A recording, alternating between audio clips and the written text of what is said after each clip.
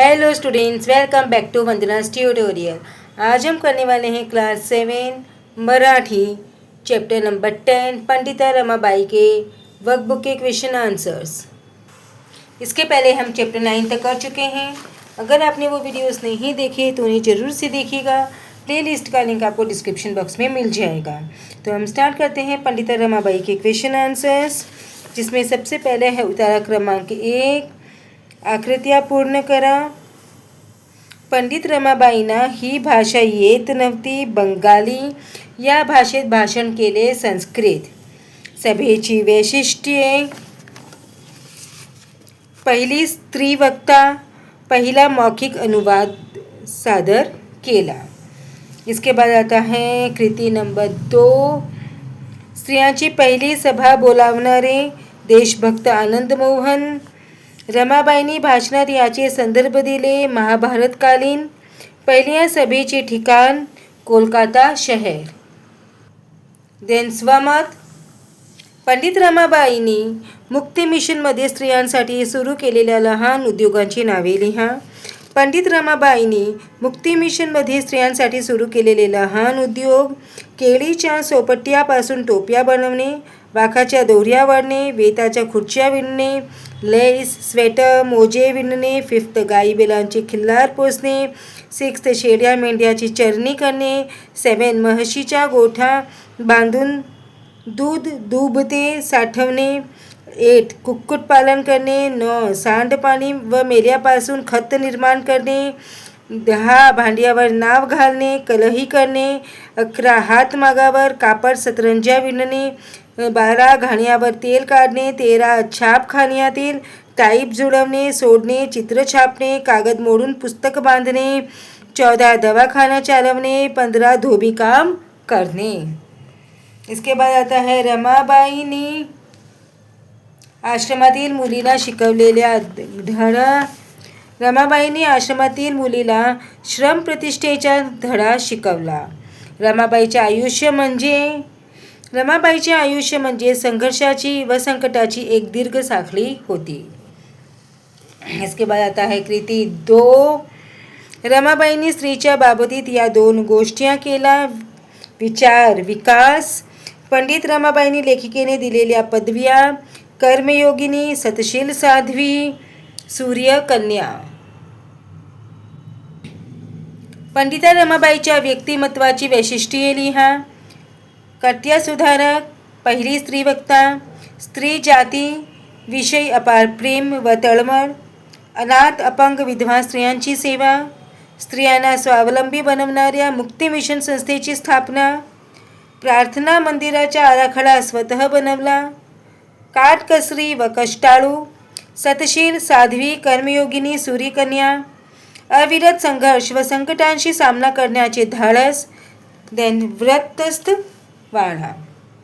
इसके बाद हमारा आता है पाठ्यपुस्तकातील स्वाध्याय. पुढील प्रश्नाची थोडक्यात उत्तरे लिहा. पंडित रमाबाईंनी हंटर कमिशनकडे कोणती शिफारस केली? स्त्रियाने शिकले पाहिजे व शिकवलेही पाहिजे. यासाठी त्यांनी मातृभाषेचे अचूक ज्ञान मिळवले पाहिजे. चांगली शिक्षिका घडण्यासाठी व स्त्रियांना उत्तेजन म्हणून शिष्यवृत्त्या दिल्या पाहिजेत, अशी शिफारस पंडित रमाबाईंनी हंटर कमिशनकडे केली. पंडित रमाबाईंना स्त्री जातीविषयी अपार प्रेम होते हे त्याच्या कोणत्या उद्गारावरून समजते?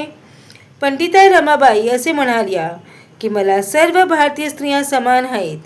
जोपर्यंत माझ्या शरीरात रक्ताचा एक थेंब आहे तोपर्यंत आपल्या स्त्री जातीचे कल्याण व सुधारणा करण्याच्या कामापासून मी मागे हटणार नाही.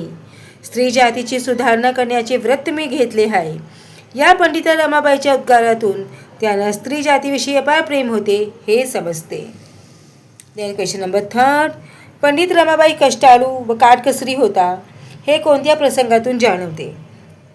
प्रचंड मोठे प्रार्थना मंदिर बांधताना रमाबाईंनी काटकसर केली. प्रार्थना मंदिराचा आराखडा त्यांनी स्वतः तयार केला. स्वतः डोक्यावर विटांचे घमले वाहून बांधकामाला मदत केली. कष्टाचे कुठलेही काम करताना कधीच कमीपणा मानला नाही. त्यांनी स्वतःच्या कष्टातून आश्रमातील मुलीच्या श्रम प्रतिष्ठेचा धडा दिला. या प्रसंगातून पंडिता रमाबाई कष्टाळू व काटकसरी होत्या हे जाणवते. इसके बाद आता है पुढील चौकटी पूर्ण करा. पंडिता रमाबाईचा विवाह यांच्याबरोबर झाला. बिपिन बिहारी मेधावी, त्यांच्या मुलीचे नाव मनोरमा. अंध व्यक्तीसाठी उपयुक्त लिपी ब्रेल लिपी. सहस्त्रकातील कर्मयोगिनी पंडिता रमाबाई. पंडिता रमाबाईसाठी पाठात आलेली विशेषण शोधा व लिहा. पंडिता, कर्मयोगिनी, सत्यशील, साध्वी व सूर्यकन्या. देन पुढील शब्दात लपलेले शब्द शोधा. तो आळाखडा, इसराख, राडा, खडा, खराडा. देन सुधारक, सुधा, सूर, सुकर, धार, धाक, कर. देन असे 3 अक्षरी शब्द शोधा. त्यांच्या मधले अक्षर रंग आहे त्यांची यादी करा.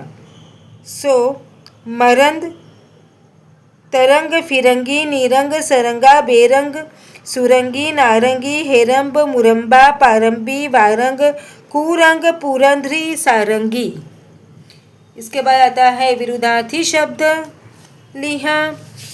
यात जोड्या लावायचा आहे. तर वक्ता, श्रोता, आठवण, विस्मरण, विधवा, सधवा, स्वावलंबी, परावलंबी, दूर, जवळ, अंध, डोळस. देन तक्ता भरा. पुल्लिंग आणि स्त्रीलिंग. तो पुरुष, स्त्री, पुत्र, कन्या, विद्वान, विदुषी, शिक्षक, शिक्षिका, सासरा, सासू, साधू, साध्वी. देन वाक्य, प्रचार व अर्थ यांच्या जोड्या लावा. तो ख्याती असणे, प्रसिद्धी असणे, हातभार लावणे, मदत करणे, धडा देणे, शिकवण देणे, वंचित ठेवणे, पारखे ठेवणे. पुढे दिलेल्या शब्दांचे पहिले अक्षर बदलून कंसात दिलेल्या अर्थाचा शब्द बनवा. सो पुस्तक, डोके इज मस्तक. सेकंड समता इज ममता. थर्ड गागर, सागर. देन कडक, सडक, गाजर, मांजर, प्रवास, निवास. Then grammar. चौकटीत दिलेल्या उभयान्वयांचा योग्य वापर करून रिकाम्या जागा पूर्ण करा. सो फर्स्ट वन इज मंगल खंजिरी आणि डाळ छान वाजवते. काका आला परंतु काकी आली नाही. कुंदाचा पाय मुरगळला म्हणून ती शाळेत येऊ शकली नाही. मला बूट किंवा चप्पल खरेदी करायची आहे. धो पाऊस पडत होता तरी मुले पटांगणावर खेळत होती. तुझी तयारी असो वा नसो तुला गावी जावेच लागेल. इसके बाद हमारा आता है पुढील वाक्यातील कसांतील योग्य केवळ प्रयोगी अव्यय घाला. तो फर्स्ट इज अरे रे काय दशा झाली त्याची. चुप, एकही अक्षरही बोलू नकोस. शी, मला गबाडेपणा अजिबात आवडत नाही. अबब, केवढा मोठा अजगर.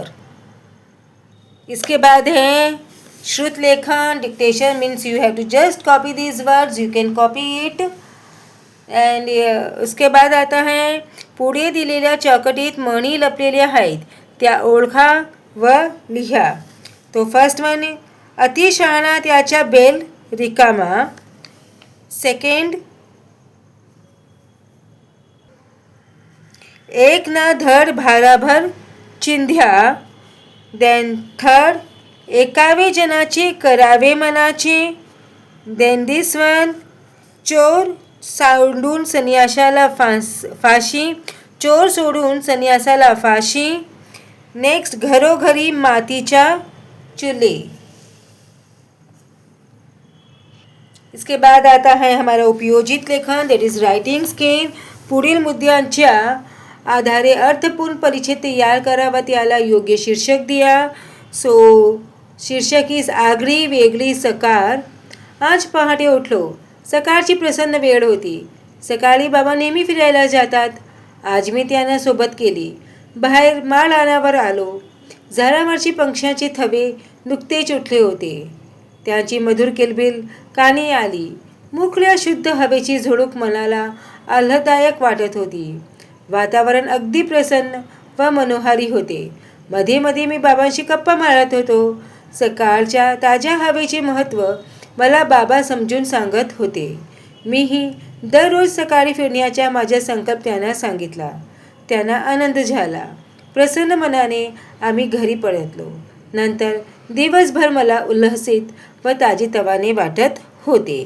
तो बच्चों, इसी के साथ में हमने चैप्टर 10 के वर्कबुक के क्वेश्चन आंसर्स फिनिश किए.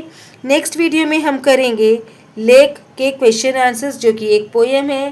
तब तक take care and keep watching Vandana's tutorial and do not forget to subscribe my channel. Thank you for watching.